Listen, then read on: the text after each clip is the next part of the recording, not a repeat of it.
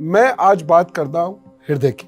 Young minds दूसरे वाले हृदय की बात सोच रहे हैं, वो वाली दिल की बातें नहीं कर रहा हूं। मैं आज हार्ट, जो आपके शरीर का एक महत्वपूर्ण हिस्सा है, उसकी बात कर रहा हूं। यदि कुछ समस्याएं आपको दिखे, और आपको दिखे इसलिए कह रहा हूं बच्चों, क्योंकि भारत में 40 से कम उम्र के लोगों में हृदय रोग की संभावना निरंतर बढ़ती चली जा रही है, और ये बहुत ज्यादा बढ़ चुकी है।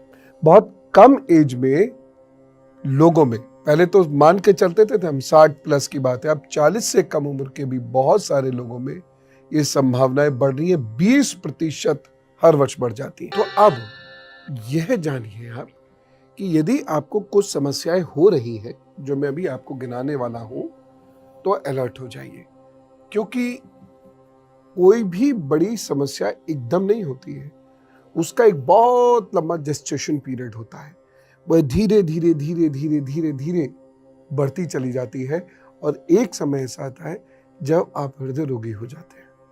लिहाजा बहुत गौर से इन लक्षणों को सुनिए।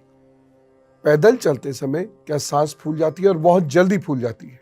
सामान्यतः किसी योजन का 1.5-2 किलोमीटर से पहले सांस नहीं फूलना चाहिए, लेकिन अगर ये 100-200 मीटर में ही फूल जाती है, यानी ऐसा समझ लीजिए कि आप 100 कदम चल के ही सांस फूल जाती है, या 10-20 सीढ़ियां चढ़ के सांस फूल जाती है, तो केयरफुल हो। दूसरी चीज, मन में भी और हृदय में भी क्या भारीपन रहता है?